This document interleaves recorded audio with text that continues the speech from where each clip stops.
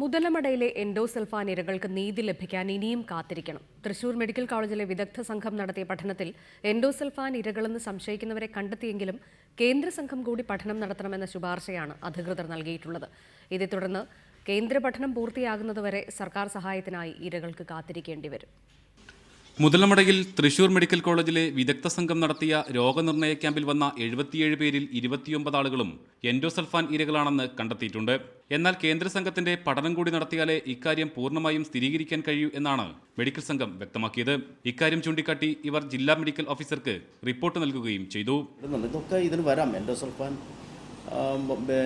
ബാധിതർക്ക് ഇതെല്ലാം വരാം, സാധ്യതയുണ്ട്. പക്ഷേ തീർച്ചയായും അത് എൻഡോസൾഫാൻ ആണ് എന്ന് കൃത്യമായിട്ട് പറയണമെങ്കിൽ അവർ താമസിക്കുന്ന അന്തരീക്ഷത്തിലെ എൻഡോസൾഫാനിൻ്റെ കണ്ടന്റിനെ സംബന്ധിച്ചൊരു സ്റ്റഡി ആവശ്യമാണ്. എൻഡോസൾഫാൻ ദുരിതബാധിതരുണ്ടെന്ന് കണ്ടെത്തിയ പാലക്കാട് ജില്ലയിലെ നെല്ലിയാമ്പതി, ഒഴലപ്പതി, കൊല്ലങ്കോട്, പുതുനഗരം, അട്ടപ്പാടിയിലെ പുതൂർ, ഷോളയൂർ തുടങ്ങിയ പഞ്ചായത്തുകളിലും പഠനം നടത്തിയ ശേഷമായിരിക്കും കേന്ദ്ര പഠനത്തിനായി ആരോഗ്യവകുപ്പ് ശുപാർശ നൽകുക.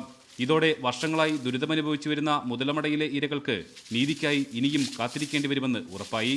റിപ്പോർട്ടർ, പാലക്കാട്.